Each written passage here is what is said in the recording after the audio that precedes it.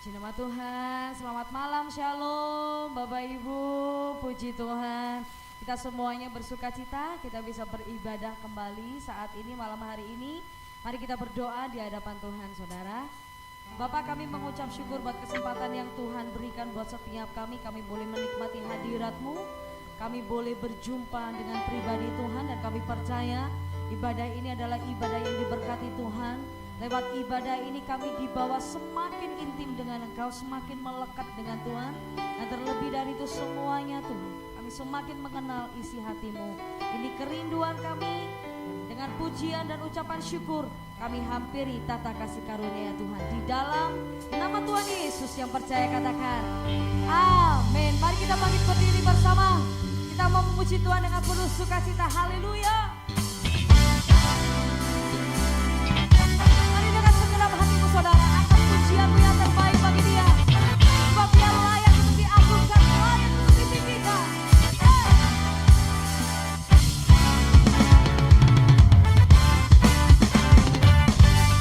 Ini setiap kali Tuhan, kami hampiri tata kasih karunia-Mu. Sama-sama katakan, kali puji Tuhan, bangun baik kudusnya.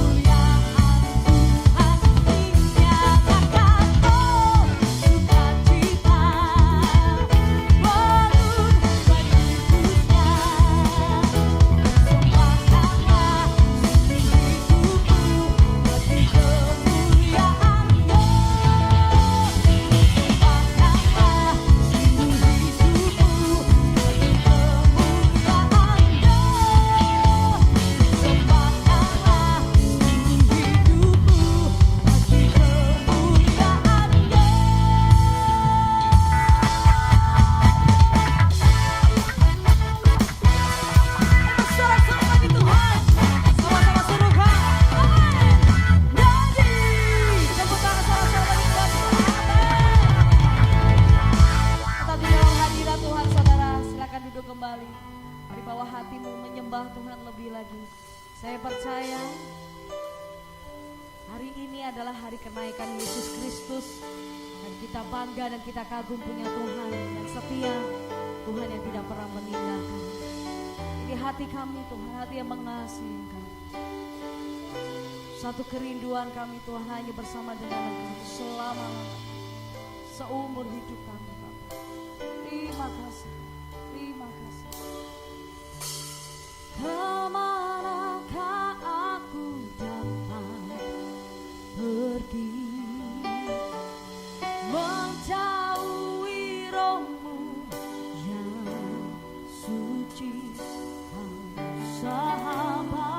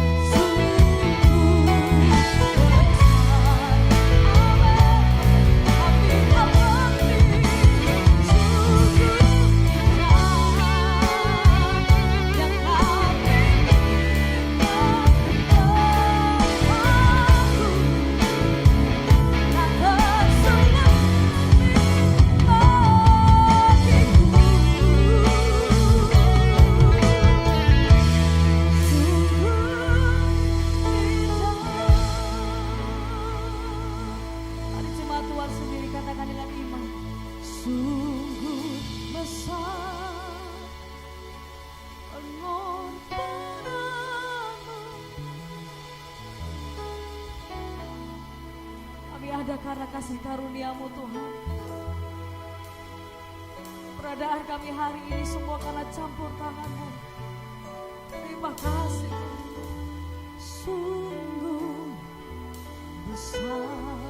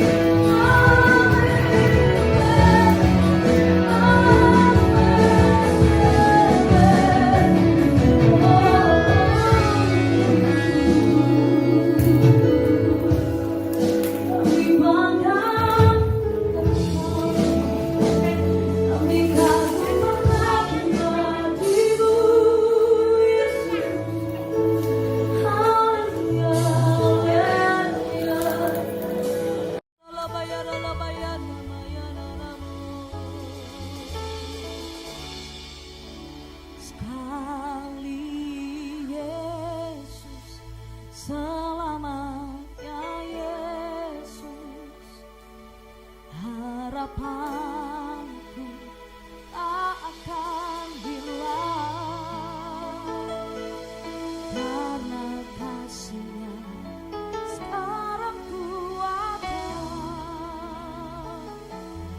Oh Yesusku, ku cinta Kau selamanya. Sekali Yesus, selamanya Yesus, harapanku tak akan hilang karena kasih-Nya sekarang ku ada. Oh Yesusku, ku cinta Kau selamanya. saudara katakan sekali Yesus selamanya Yesus harapanku tak akan hilang karena kasih-Nya sekarang kuatkan. Oh Yesusku, ku cinta Kau selamanya. Ini ungkapan hati kami kepadamu Tuhan.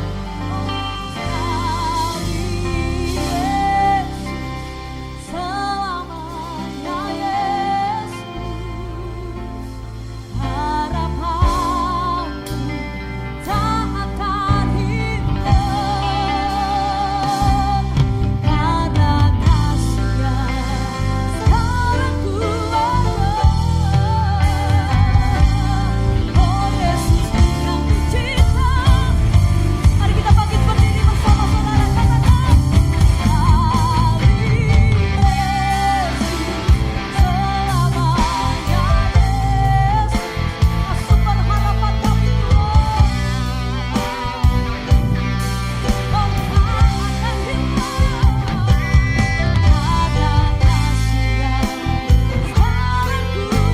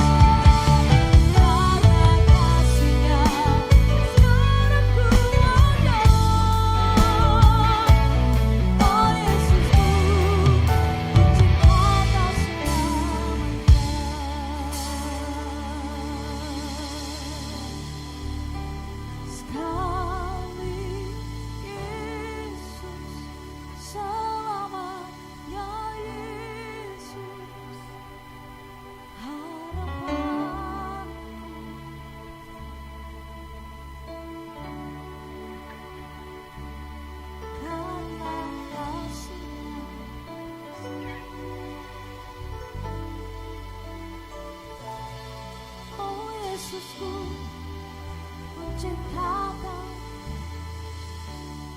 Kau kemurahan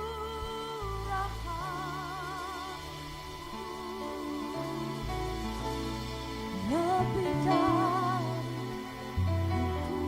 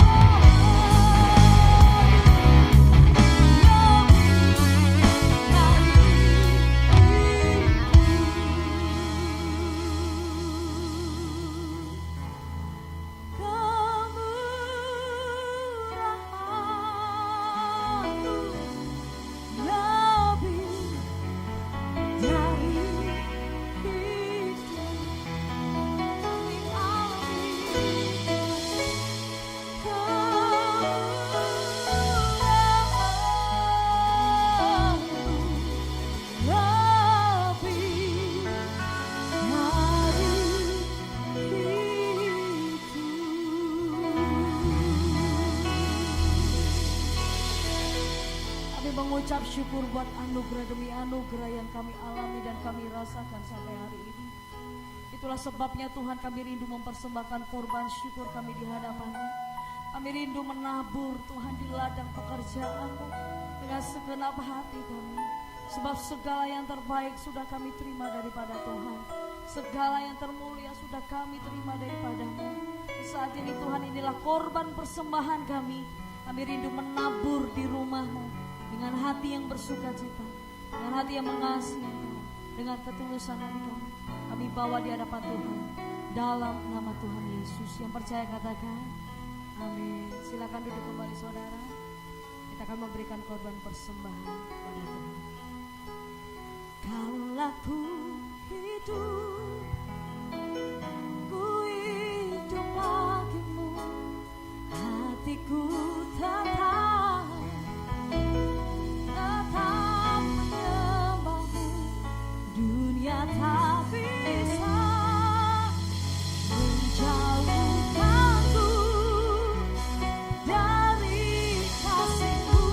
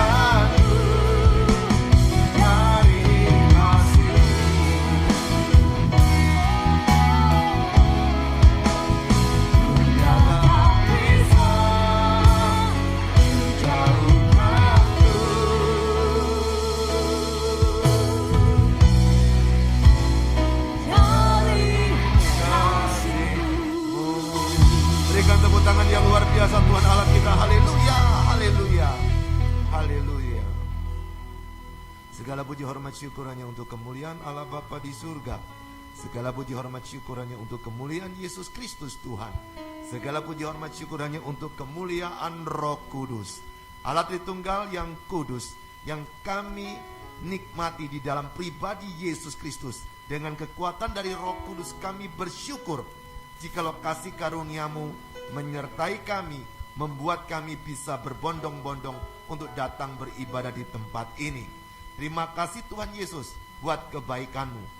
Kami senang masih bisa bernyanyi untuk Tuhan. Mulut kami masih bisa bersuara. Kami bersyukur kami tidak bisu. Terima kasih Tuhan, kami masih punya telinga yang tidak tuli sehingga kami bisa mendengarkan suara. Oleh sebab itu berbicaralah saat ini ya Tuhan Yesus melalui kebenaran firman Tuhan, supaya setiap yang hadir pastikan engkau diberkati oleh firman Tuhan. Yang sakit Tuhan jamah dan sembuhkan. Yang berbeban berat Tuhan pasti pulihkan. Yang takut melihat kepada hari besok, Tuhan Yesus pasti buka jalan. Karena bersama dengan Tuhan Yesus kami akan cakap menanggung perkara setiap hari.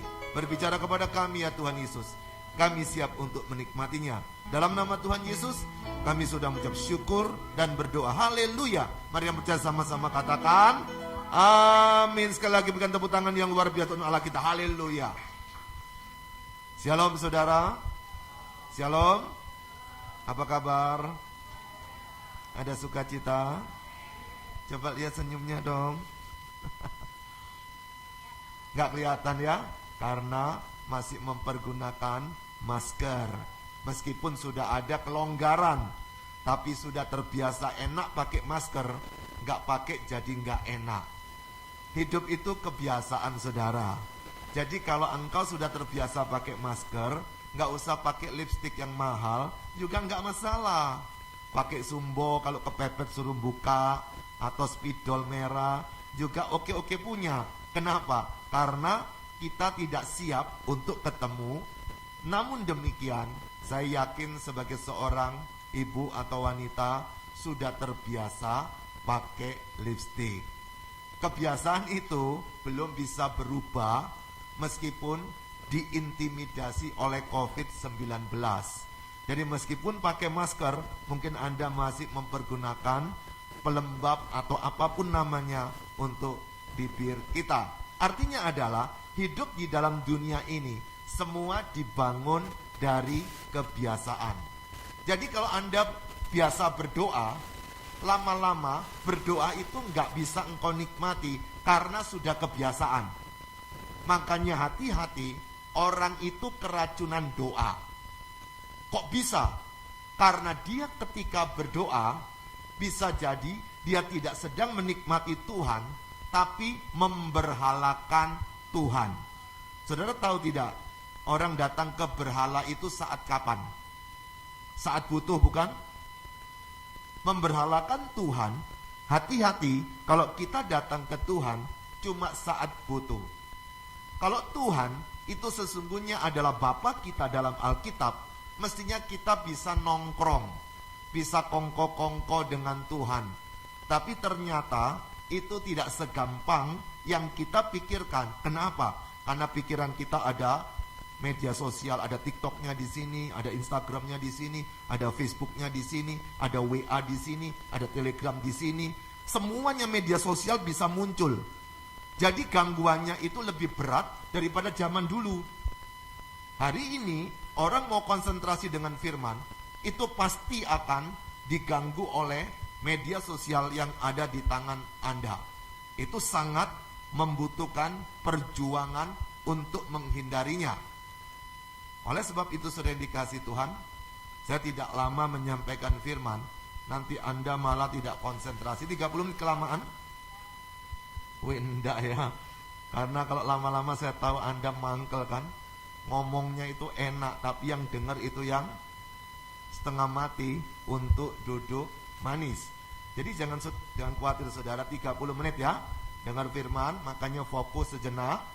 Saya rindu supaya yang setiap yang hadir, atau mungkin yang direkam kau mendengarkan rekaman ini, ada berkat yang engkau bisa pakai setiap hari. Amin. Hari ini kita bersama-sama akan merenungkan satu bagian firman Tuhan tentang hidup tanpa keraguan. Mumpung belum lupa, saya ucapkan lebih dulu selamat merayakan kenaikan Yesus Kristus. Kita ini ada selamat Natal, kemudian ada selamat Jumat Agung, ada selamat Paskah, ada kenaikan. Tapi yang paling sering kita nikmati adalah selamat Natalnya, karena itu sudah tradisi kebiasaan. Sekarang banyak yang sudah mengangkat tentang selamat Paskah. Tapi juga kalau Anda menikmati tentang kenaikan Yesus, tentu saya mengucapkan selamat engkau merayakannya. Itu sebabnya hari ini kita renungkan satu bagian firman Tuhan untuk menguatkan kita tentang hidup tanpa keraguan.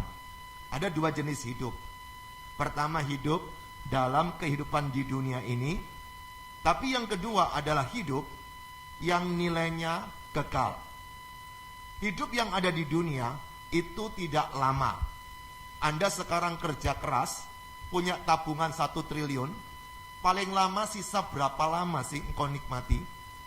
Kalau memang dipanggil Tuhan, uang itu juga buat royoan, diambil oleh anak-anak. Mungkin mereka rebutan. Kalau Anda punya hotel 10, apartemen 100, paling berapa lama engkau bisa nikmati? Kalau sudah tua, jangankan mau nikmati, lihat sertifikatnya aja belum tentu kan. Saya punya teman di Batam, itu sertifikatnya itu bisa segini tingginya. Dia sampai lupa mana-mana yang punya dia. Terlalu banyak. Dia tuan tanah. Lalu buat apa buku seperti itu sebanyak yang dia miliki kalau tidak bisa menikmati? Makanya hari ini mungkin kau bercita-cita beli ini, beli itu. Akhirnya hidupmu penuh dengan ketakutan. Pada waktu belum punya pacar, mikir bisa punya pacar enggak? Tapi setelah punya pacar, ragu-ragu, mau kawin enggak? Setelah menikah, ragu-ragu lagi, bisa punya anak enggak? Kapan ya enaknya? Hidup kita tidak pernah lepas dari keraguan. Keraguan itu bahasa lainnya adalah was-was atau bimbang. Tidak punya pegangan, gak ono gocean. Itu akan membuat kita jadi ragu-ragu. Awal mula pada waktu COVID itu menyebar, kenapa banyak orang takut? Karena semuanya jadi ahli COVID. Bahkan pendeta sekalipun, pengajar sekolah Alkitab pun, itu pinter sekali mengulas tentang COVID. Akhirnya orang-orang pada dengar, bingung semua. Yang benar yang mana? Apalagi pada waktu vaksin muncul, itu ada berapa jenis vaksin. Harus ini sama ini, itu sama ini. Nah saudara, berapa banyak pendeta bertengkar gara-gara vaksin mana?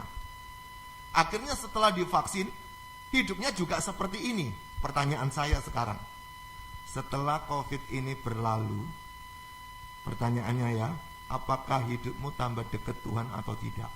Itu pertanyaannya. Setelah COVID ini berlalu, hidupmu tambah kudus apa enggak? Setelah COVID ini berlalu, hidupmu tambah baik apa enggak? Padahal dulu waktu kena, aku mau mati. Atau pada waktu ketakutan, moga-moga enggak kena. Sekarang udah dilewatkan toh. Tapi apakah ada berkat yang kita terima dari COVID? Atau cuma makian? Atau cuma kejengkelan? Gara-gara COVID ada orang dibangkrutkan. Gara-gara COVID ada orang cerai. Gara-gara COVID banyak keluarganya yang anggap aja meninggalkan Tuhan. Tetapi persoalan itu adalah persoalan mereka. Tapi pertanyaan saya adalah, apa yang engkau dapat dari kisah COVID dalam sejarah hidup saudara? Hidup tanpa keraguan. Berarti kita tahu apapun yang terjadi dalam hidup kita, Tuhan yang kita sembah itu bukan Tuhan yang mati, Tuhan yang bangkit, bukan cuma bangkit, dia naik ke surga, bukan cuma naik ke surga, tapi dia duduk di sebelah kanan, dan kita akan merenungkan satu bagian dari Roma, pasal yang ke-8, ayat yang ke-34. Roma pasal 8, ayat yang ke-34. Satu ayat aja ya, tapi kita harus membacanya lebih lengkap. Dari Roma pasal 8, ayat yang ke-31 sampai 39. Kenapa dibaca lengkap? Supaya tahu jalan ceritanya, supaya tahu kisahnya. Bapak Ibu, Alkitab itu tidak turun dari langit, tetapi mengambil sebuah kisah. Dan kisah itu harus diangkat untuk menjadi pembelajaran bagi orang yang menghadapi persoalan dan jemaat Tuhan sepanjang zaman. Jadi ayat itu tidak ujuk-ujuk, tiba-tiba Tuhan kengangguran begitu, tahu-tahu dia bilang gini, aku timbang nganggur, tak ngirim surat aja melalui Paulus. Oh tidak, tetapi ada persoalan, tetapi ada pergumulan yang dihadapi sebuah jemaat. Pergumulan itu macam-macam, bisa dari ajaran sesat, bisa juga dari orang-orang agama sebelum daripada orang-orang Kristen, bisa juga karena bertengkar di dalam gereja, bisa juga karena tekanan dari lingkungannya. Intinya adalah apa yang terjadi itu membuat Tuhan harus bertindak. Dia mengirim informasi bahwa kamu harus gini loh, kamu harus gitu, kamu jangan gini, kamu harus gitu. Itu yang beritahu itu Tuhan. Saya heran kenapa begitu banyak masalah, kok Tuhan cuma memasalahkan yang ini, yang lainnya nggak dimasalahkan. Berarti Tuhan tahu yang disampaikan ini itu harus segera diinformasikan, diworo-woro. Hei, dengarkan baik-baik ya, ini ada persoalan seperti ini. Maka itu kalau Bapak Ibu membaca surat-surat, lebih ringan kalau Bapak Ibu meletakkan diri pada posisi penerimanya. Kalau ditarik langsung ke 2021 atau 2022 hari ini, itu akan agak berat. Makanya berapa banyak orang suka berkata, saya nggak ngerti Pak, pusing Pak, bingung Pak, maunya apa sih ini? Caranya adalah Anda harus meletakkan diri pada posisi penerimanya. Hari ini kalau lihat anak muda, remaja pemuda, itu memble-memble, cengeng-cengeng, semuanya mental strawberry. Ketika disentuh langsung ngamuk, cengeng, gak mau lagi. Coba perhatikan Bapak Ibu yang zaman umur-umur sekarang 40-50 tahun, mentalnya berbeda. Kenapa? Karena zaman dulu nggak ada langsung diinformasikan kalau begini hasilnya begini. Semuanya nyoba sendiri kan. Kalau hari ini kan dikasih tahu dulu, hati-hati, jangan jalan malam di situ. Akhirnya dia ragu-ragu, jalan nggak ya, jalan nggak ya. Kata si TikTok itu gini loh, kata si Instagram gini loh, kata si Facebook begini. Ini nggak pernah nyoba anak ini. Maka itu mentalnya tidak sekuat pada zaman dulu. Karena semuanya itu sudah dikasih wanti-wanti, dikasih woro-woro, dikasih informasi. Itu berita bagus-bagus. Caranya mengatasi mobil mogok begini. Sekarang kan enak kan, tinggal lihat aja instruksi di media sosial. Loh zaman dulu kan gak bisa begitu. Kalau hari ini menyelesaikannya 30 menit, zaman dulu bisa 3 hari loh gak ketemu-ketemu masalahnya. Gara-gara 3 hari itulah pengalamannya banyak. Gara-gara 3 hari itulah dia menjadi sabar. Gara-gara 3 hari lah itu dia bisa bertahan. Saudara tahu kenapa ada sepeda? Karena orang yang jalan itu males. Maka muncullah ide, orangnya duduk, ada yang bawa. Maka muncullah sepeda. Tapi sebelumnya itu andong, dokar zaman koboi dulu tuh loh. Kenapa? Karena mikir jalan sampai sana kan teler, mendingan pakai kuda deh, mendingan pakai unta deh. Itu mikir loh. Anda pernah, siapa di sini pecinta kopi? Kopi ya, kopi semua. Waduh, banyak juga yang suka kopi ya. Pertanyaannya, pernah mikir enggak? pertama orang yang nemukan kopi. Itu dihapakno kok sampai jadi kopi enak. Hari ini yang seperti itu susah kita dapat. Jadi kalau Anda mau berhasil, mau sukses, mau kuat, tanpa keraguan, belajar untuk menghadapi kenyataan.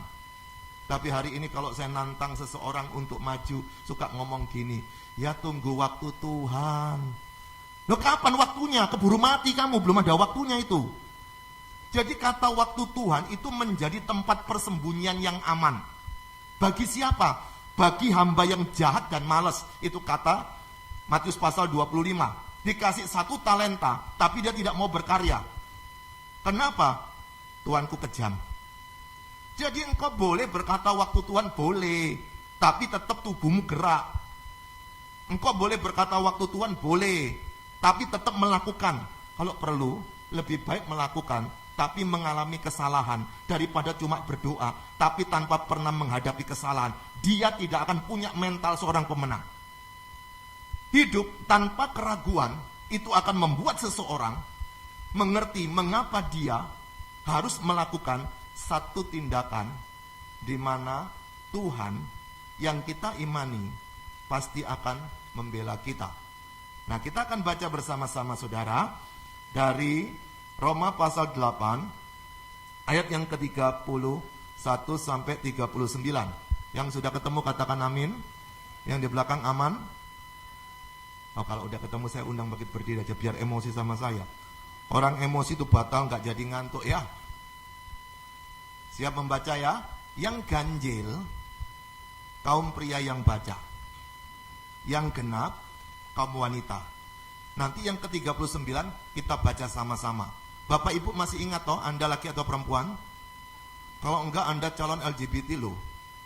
Jadi orang yang kena LGBT itu dia nggak sadar dia yang mana. Hari ini harus sadar. Jadi kalau anak Anda seorang cewek, jangan banyak main yang mobil-mobilan. Kalau anak Anda seorang cowok, jangan dibelikan banyak boneka-bonekaan. Jadi itu semua karena kebiasaan di mana dia berada, itu akan mengganggu fungsi hormonnya dia. Itu sebabnya hari ini, ingat kalau bapak laki, nanti baca yang ganjil. Kalau yang wanita atau perempuan ibu-ibu, baca yang genap. Siap? Oke. 2, 3.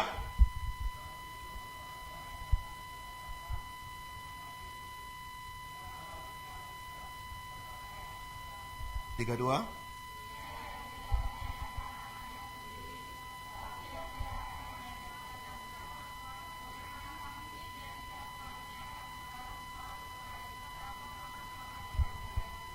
Ketiga.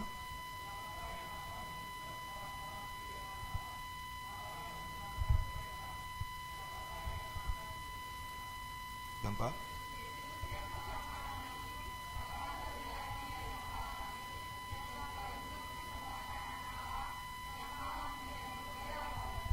Tiga, 5.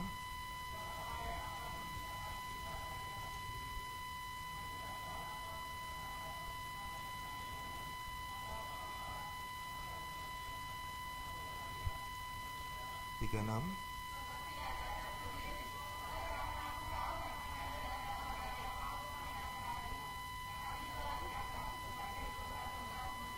Tiga, 7.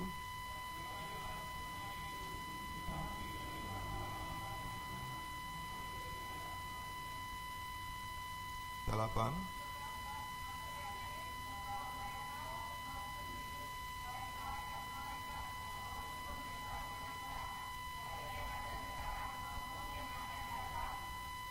Sembilan sama-sama 2, 3.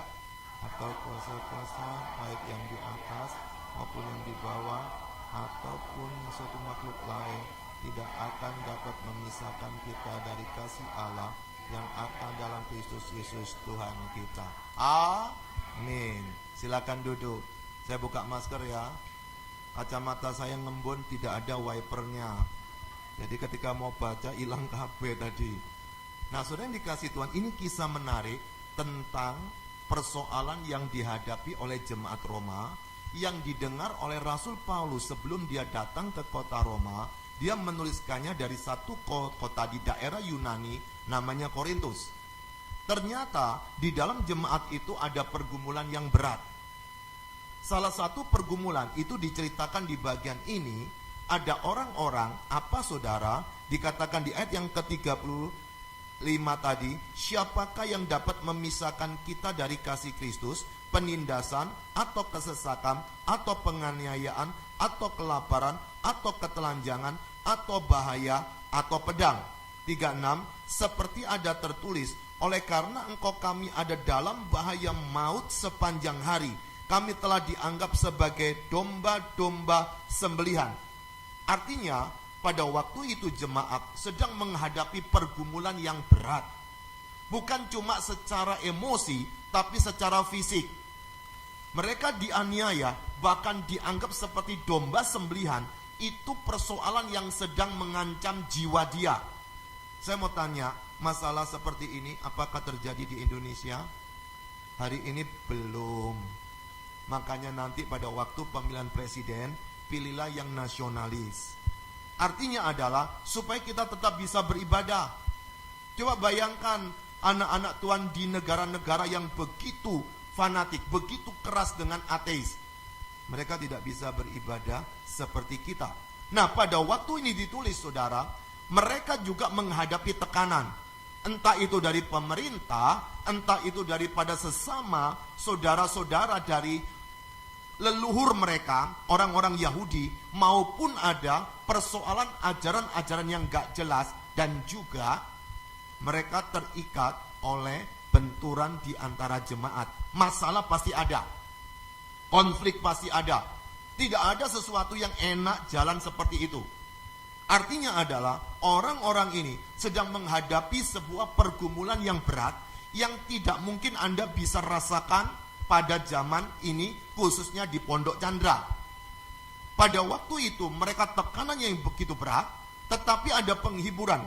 Apakah penghiburannya saudara? Dikatakan di ayat yang ke-33, siapakah yang akan menggugat orang-orang pilihan Allah, Allah yang membenarkan mereka, siapakah yang akan menghukum mereka? Artinya adalah di sini sedang menjelaskan satu pribadi yang hebat, Allah Tritunggal, Bapa, Putra, Roh Kudus, itu yang akan menjaga, mengcover, melindungi, membentengi orang-orang ini.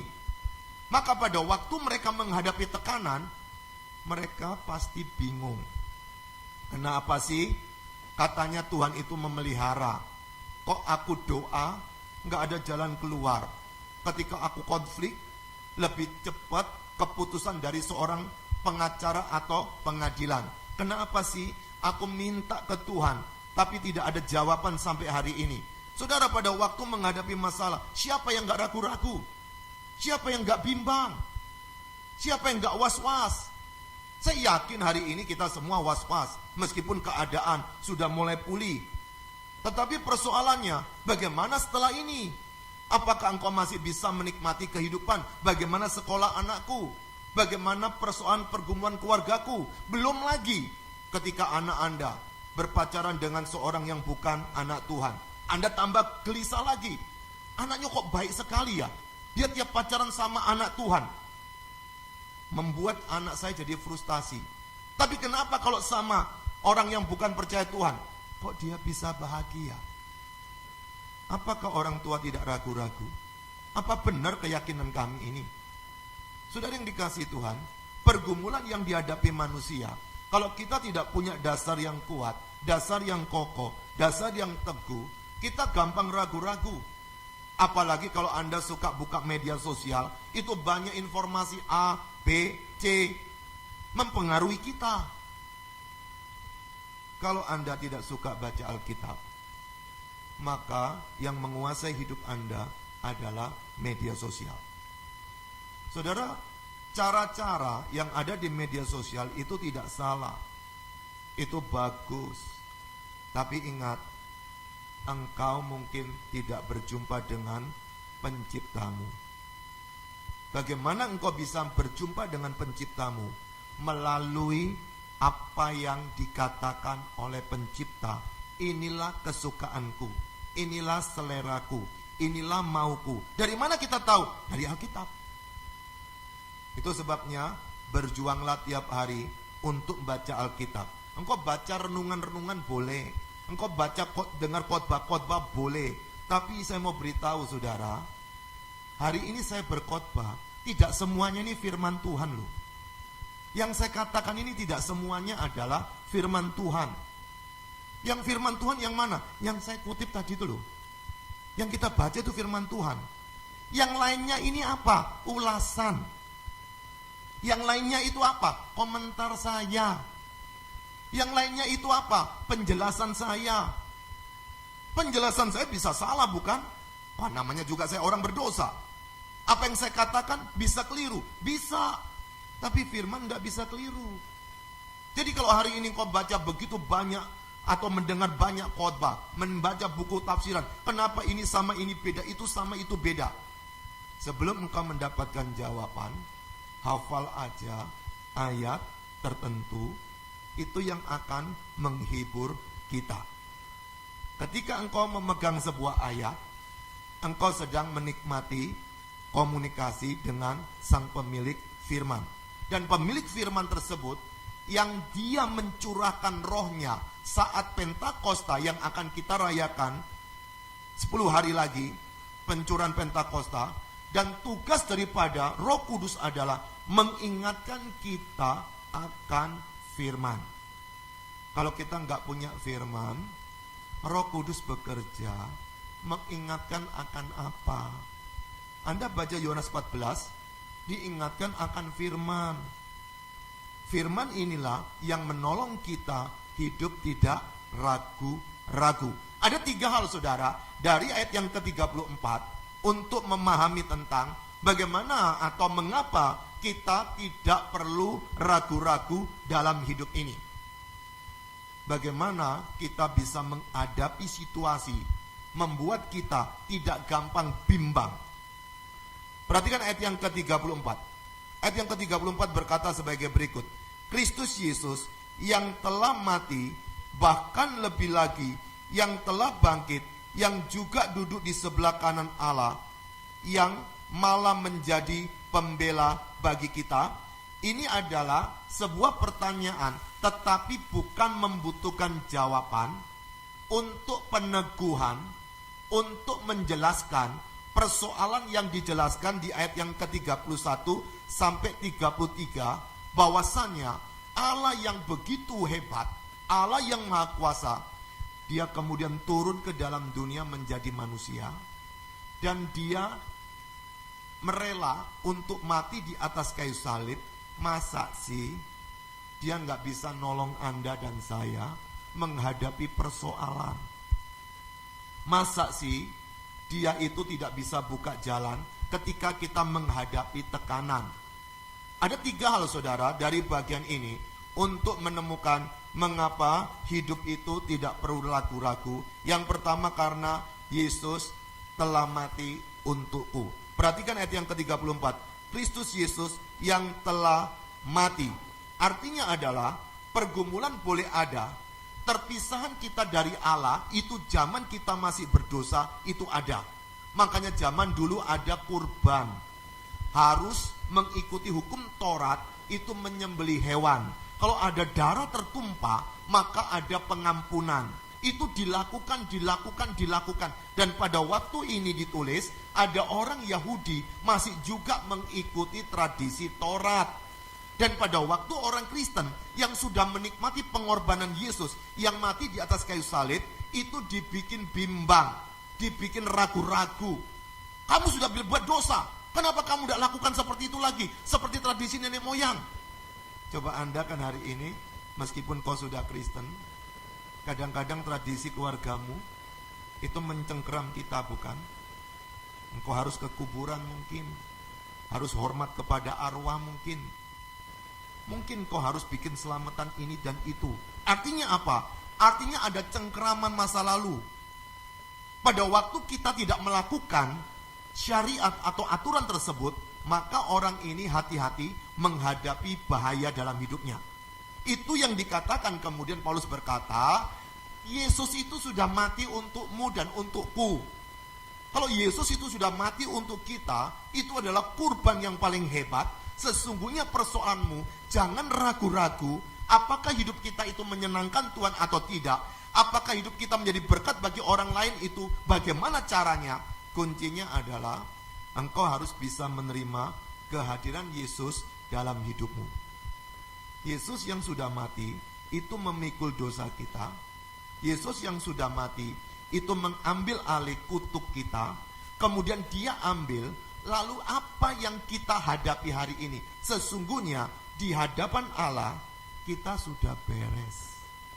Sekarang bagaimana kita menikmati keadaan di dunia bersama dengan teman-teman?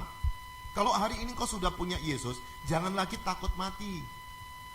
Kalau hari ini kau sudah punya Yesus, jangan lagi takut ada hukuman namanya neraka.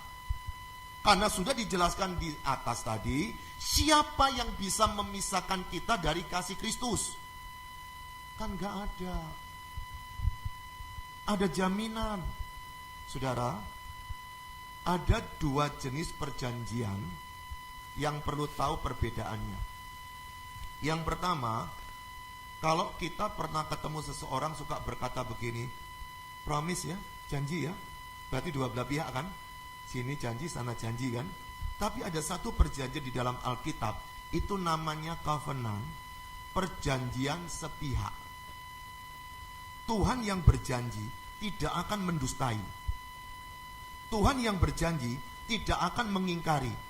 Meskipun kita tidak sepakat, janji Tuhan akan tergenapi.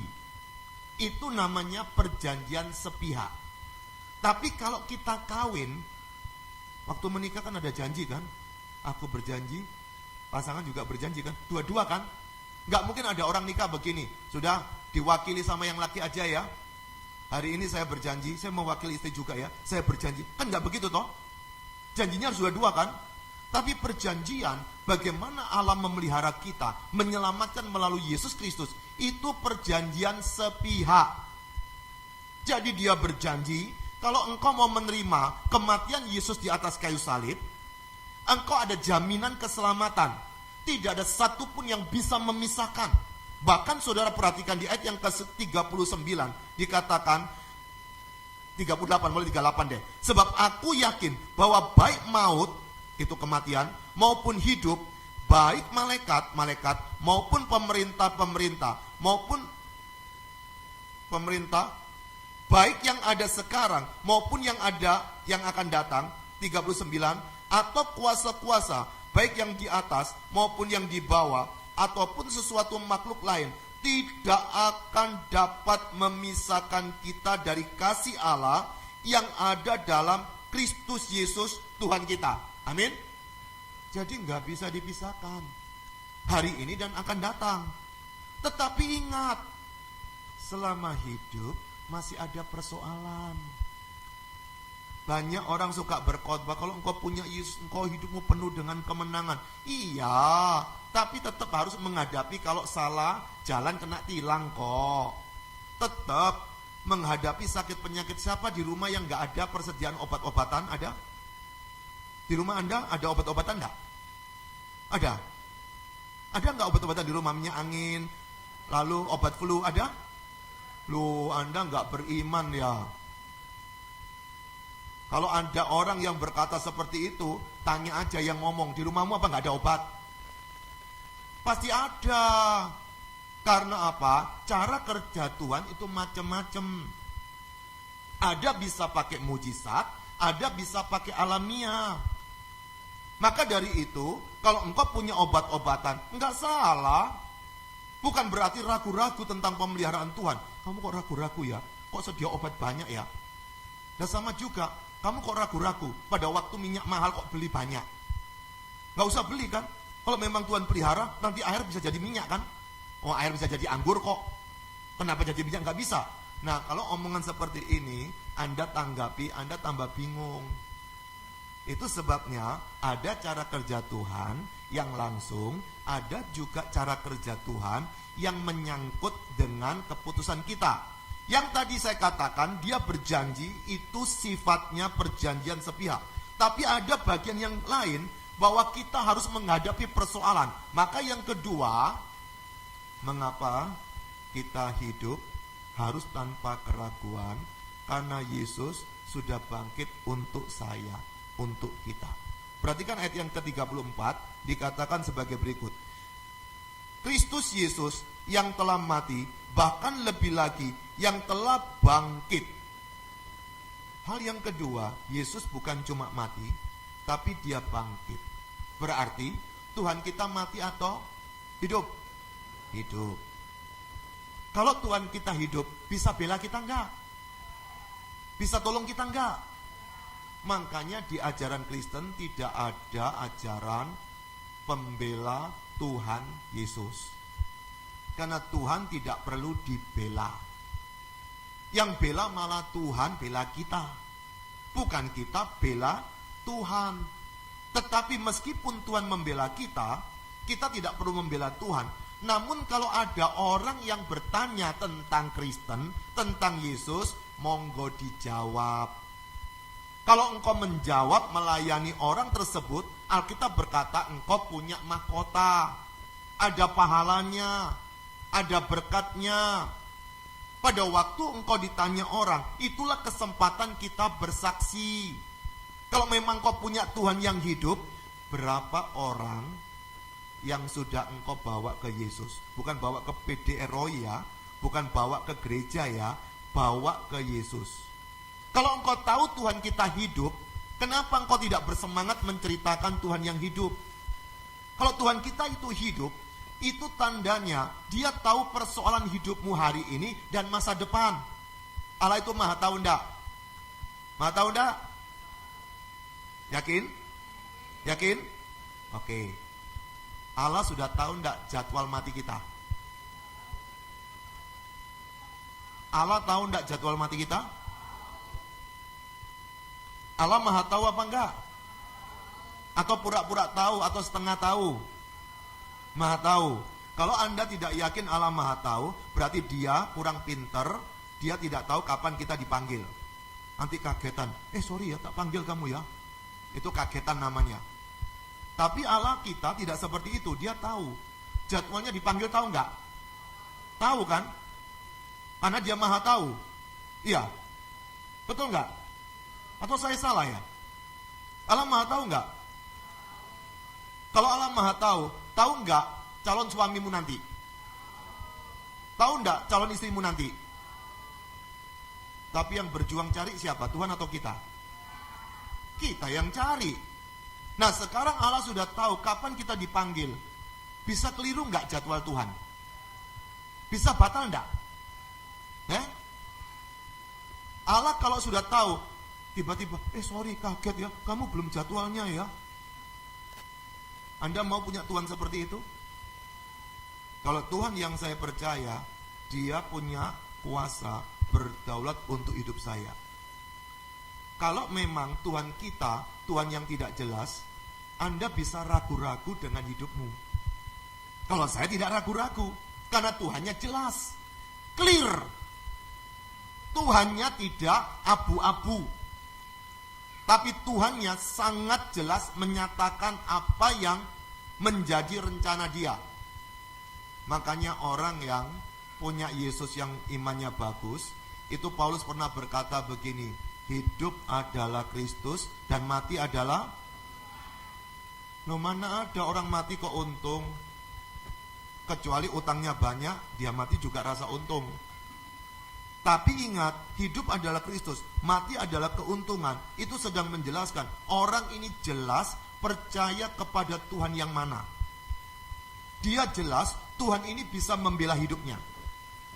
Tuhan ini bukan Tuhan yang apal-apal, Tuhan yang ecek-ecek, yang bisa dikendalikan oleh doa kita, yang bisa dikendalikan oleh sogoan kita. Oh Tuhan ini nggak bisa Pak, Bu, nggak bisa. Kalau memang nggak bisa, kenapa engkau berdoa? Karena ada perintah, tetaplah berdoa. Kalau nggak berdoa, engkau akan berdosa. Maka pada waktu engkau berdoa, engkau sedang berkomunikasi dengan Tuhan yang hidup. Bukan komunikasi dengan patung, bukan komunikasi dengan benda-benda mati, tapi berkomunikasi dengan Tuhan yang hidup. Kalau berkomunikasi dengan Tuhan yang hidup, ngomongnya sambil ngelewes, sambil santai, sopan enggak? Saudara, pernahkah engkau salaman dengan seseorang, pada waktu salaman begini, tapi matanya ke sana? Oh ya. Tersinggung enggak? Atau begini, pacar Anda lagi ngajak ngomong, lalu ada cowok atau cewek ya, kalau ini cowok berarti ada cewek lewat, dia lihat begini, Anda emosi enggak? Emosi. Artinya adalah, kenapa aku enggak diperhatikan? Demikian pula dengan hidup kita. Kalau memang engkau ada waktu berdoa, berdoalah dengan setulus-tulusnya. Jangan doa itu buat sambilan. Sudah terlanjur lupa doa, sudah ngantuk, kemudian kelonan guling begini, aduh aku ngantuk soro, tapi lupa doa. Tuhan Yesus sorry ya, aku sudah ngantuk ini, nanti kalau enggak bisa tidur lagi. Kalau orang sudah sakit di ICU enggak apa-apa, Tuhan tahu kok. Tapi kalau masih segar, coba kalau engkau mau dihargai oleh orang, engkau mau dihargai oleh Tuhan, kita lebih dulu menghargai. Karena Tuhan kita hidup. Tapi hal yang ketiga terakhir, mengapa kita tidak perlu khawatir, tidak perlu takut, tidak perlu gelisah, kalau kita tidak ragu-ragu, karena Tuhan pembela kita. Coba perhatikan di ayat yang ke-34, bagian terakhir ini dikatakan sebagai berikut.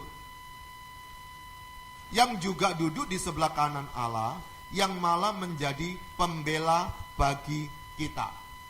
Yang terakhir, dia adalah pembela kita. Alkitab bahasa Indonesia yang lainnya berkata, dia menjadi pendoa kita. Bahasa lainnya, terjemahan lainnya daripada kata pembela kita adalah pengantara kita, dia yang bersyafaat bagi kita. Berarti ketika Tuhan naik, Yesus naik ke surga, itu bukan nganggur di sana loh. Dia punya tanggung jawab untuk tetap menjaga kehidupan kita supaya harmonis dengan Bapa di surga. Itu sebabnya Yesus berkata, kalau aku nanti naik, Roh Kudus baru turun. Tapi nggak langsung turun, betul? Ada 10 hari jedanya. Maka murid-muridnya itu berdoa. Ketika pada waktu Yesus hidup, murid-muridnya tahu siapa Yesus.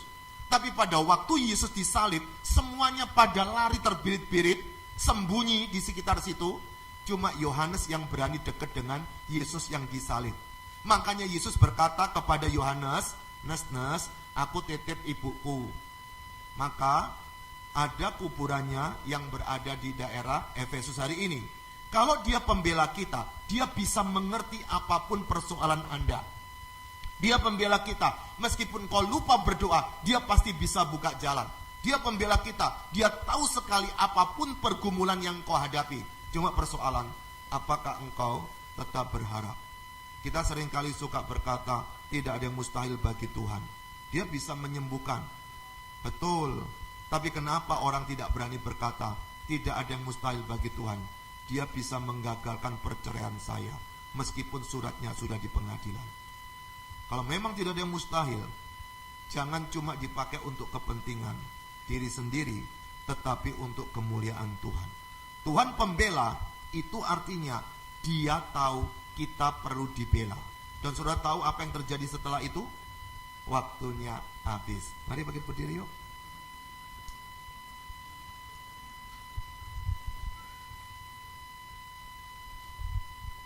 Saya kelewatan beberapa menit.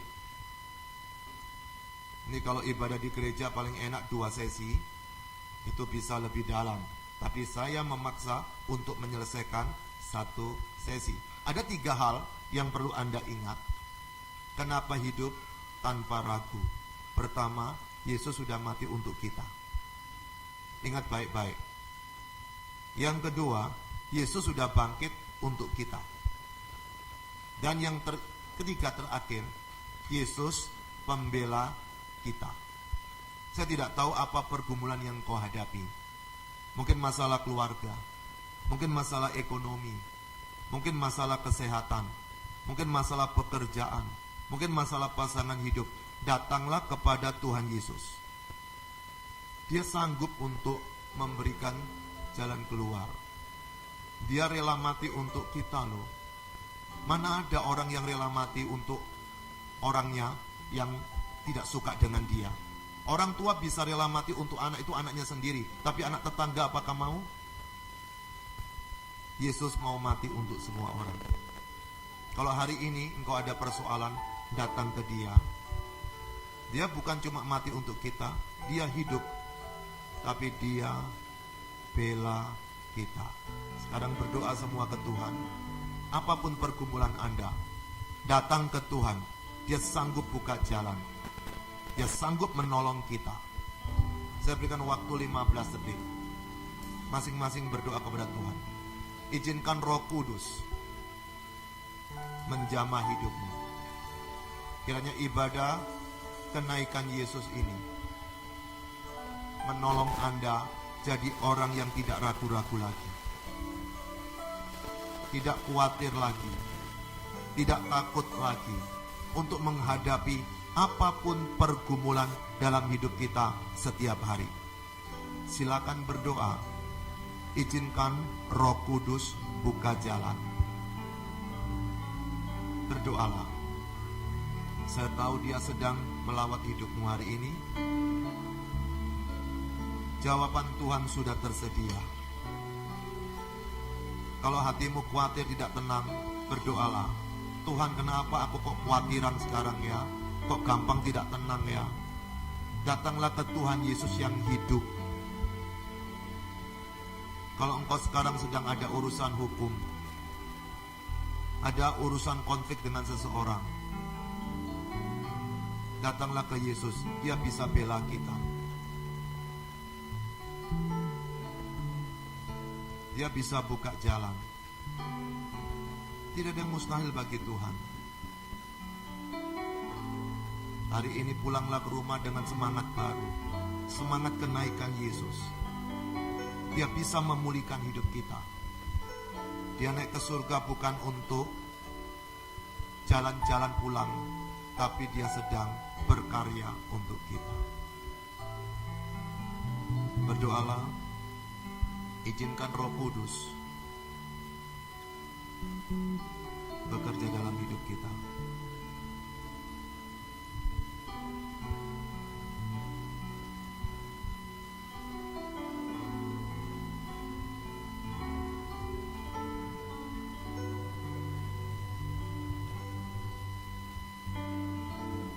Terima kasih Tuhan Yesus, Engkau berkarya luar biasa untuk kami semua. Engkau sudah rela mati di atas kayu salib ya Yesus. Engkau telah naik ke surga. Engkau membela kami. Engkau Tuhan yang hidup. Tolonglah hidup kami mulai hari ini, supaya tidak ragu-ragu melihat keadaan ekonomi tidak menentu, melihat kesehatan yang mungkin tidak sembuh-sembuh, melihat keadaan keluarga yang tidak menentu. Tapi ajar kami tetap bisa bersaksi bahwa kami punya Yesus yang sudah pernah mati, yang bisa bela kami. Tunjukkan kepada kami Tuhan bahwa Engkau hidup ya Tuhan Yesus, supaya hidup kami bersemangat. Tuhan, tunjukkan pembelaan-Mu untuk kami yang hari ini sedang mencari keadilan. Dengarkan doa kami semua. Di dalam nama Tuhan Yesus kami sudah mengucap syukur dan berdoa. Haleluya. Mari yang percaya sama-sama katakan amin. Berikan tepuk tangan untuk Tuhan Allah kita. Haleluya.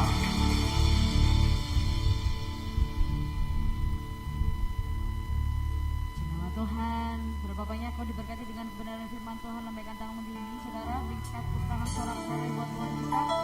Amin. Mungkin ada pengumuman.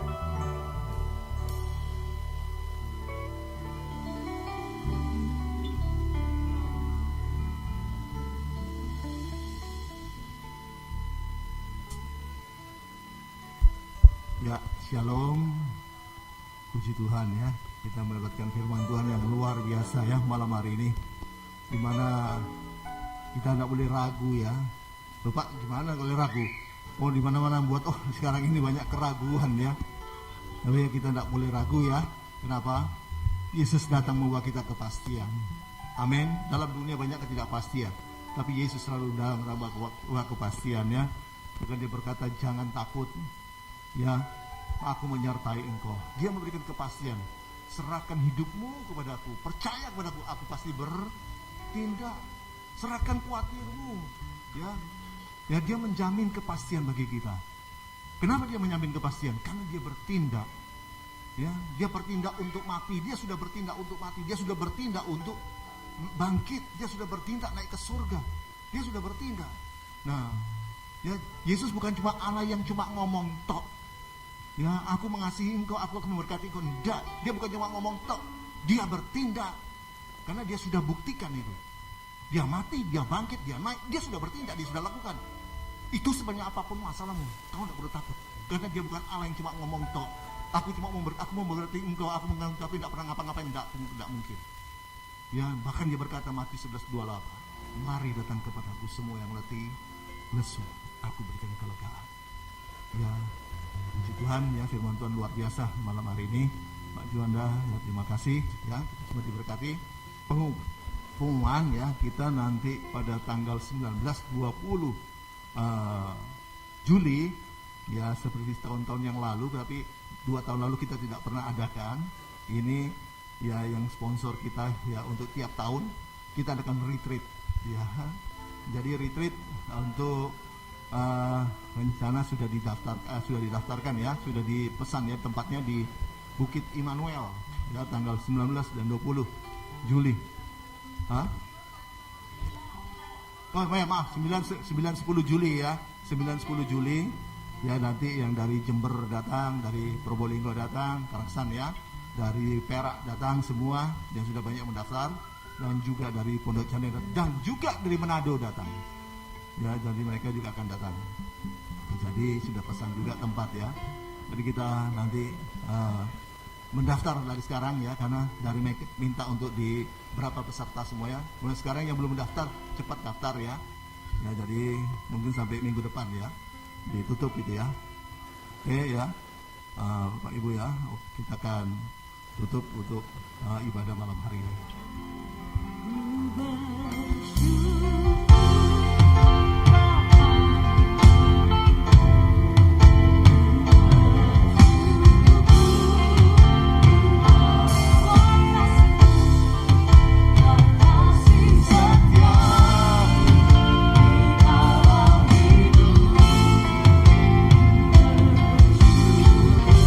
Mari kita bagi diri bersama-sama. Anak-anak kami bersyukur.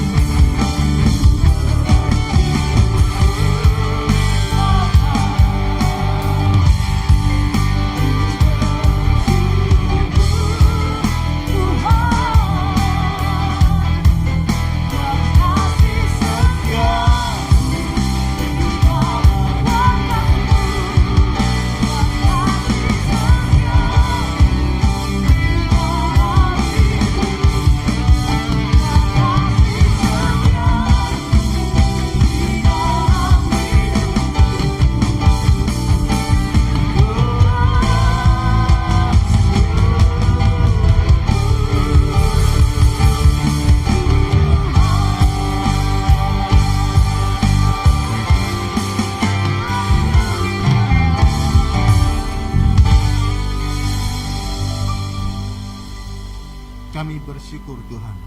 Kalau kami ada sampai saat ini, itu hanya anugerah Tuhan saja semata-mata. Kalau kami masih boleh hidup sehat, kuat bernafas sampai saat ini, itu hanya kemurahan Tuhan saja semata-mata. Dan kalau kami juga masih bisa menikmati berkat-berkat Tuhan jasmani rohani, bahkan masih bisa menikmati penyertaan, perlindungan, pemeliharaan Tuhan Yesus yang luar biasa sampai saat ini, itu hanya anugerah Tuhan saja semata-mata. Yang kami bisa buat, yang kami bisa lakukan hanya bersyukur, memuji, memuliakan nama Tuhan saja. Terima kasih Tuhan sudah pimpin ibadah kami malam hari ini dari awal pertengahan sampai selesainya. Kami boleh merasakan lawatan Tuhan, jamahan Tuhan. Biar setiap pujian kami boleh menyenangkan hati Tuhan, dan juga firman Tuhan itu memberikan kekuatan bagi kami. Terima kasih Tuhan, terima kasih, berkati setiap umat-Mu jemaat-Mu dimanapun berada, yang hadir saat ini, Bapak mau juga ikut online.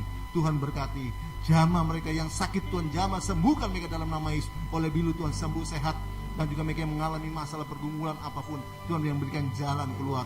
Kebutuhan jemaat Tuhan yang cukupkan, biar berkat dari utara, selatan, timur, barat tercurah bagi setiap umat-Mu dimanapun berada. Terima kasih Tuhan, terima kasih. Kami juga berdoa semua yang sudah menopang pelayanan PDL Roy ini, Tuhan kembalikan berkat lipat-lipat ganda. Kami juga berdoa untuk program-program PDL Roy yang sudah dilakukan, baik itu doa pagi, baik itu juga ibadah puasa pada hari Senin, dan juga ibadah Zoom meeting, juga ibadah Instagram, juga biar ibadah YouTube maupun tatap muka, semuanya Tuhan memberkati. Khususnya program kami ke depan, pada bulan depan hamba-Mu suami istri bersama juga tim akan pelayanan ke Manado, Tuhan yang campur tangan, Tuhan yang berkati supaya kami boleh jadi berkat di Manado Tuhan. Demikian juga untuk retreat pada tanggal 9-10 Juli kami serahkan dalam tangan Tuhan. Terima kasih Tuhan, terima kasih. Kami juga mau berdoa Tuhan bagi Pak Budi yang sudah menopang untuk retreat, kembalikan lipat-lipat ganda. Firman Tuhan yang sudah berikan kekuatan bagi kami, berkati Pak Juanda yang sudah memberikan firman Tuhan, berkati pelayanannya, berkati himmat-himmat marifat kuasa urapan mengatasi setiap pelayanan bersama Ibu juga yang melayani Tuhan, berkati sekeluarga yang melayani Tuhan. Terima kasih Tuhan, terima kasih. Dan sebentar kami jemaat akan kembali ke rumah masing-masing, serta lindungi demi ketibang dengan selamat di rumah masing-masing. Tim juga sudah yang melayani, Tuhan yang memberkati. Terima kasih, dan jemaat angkat tanganmu dan terimalah berkat damai sejahtera dari Allah Bapa, jaminan keselamatan pasti selamat dari Kristus Tuhan, yang dijamin dengan kematian, kebangkitan, kenaikan dan kedatangan Yesus yang kedua kali untuk menjemput kita di bawah maksud dan kerajaan sorga. Pertolongan, penyertaan, pemeliharaan Tuhan Yesus yang luar biasa melimpah-limpah, sukacita, damai sejahtera, penghiburan, persekutuan dan kuasa urapan Roh Kudus dari Roh Kudus yang dasar luar bisa melimpah-limpah menyertai kita dari saat ini sampai Maranatha Yesus yang kedua kali dan sampai selama-lamanya. Di dalam nama Yesus semua sudah terima berkat Tuhan, sama-sama katakan amin. Tuhan memberkati. Selamat malam, shalom.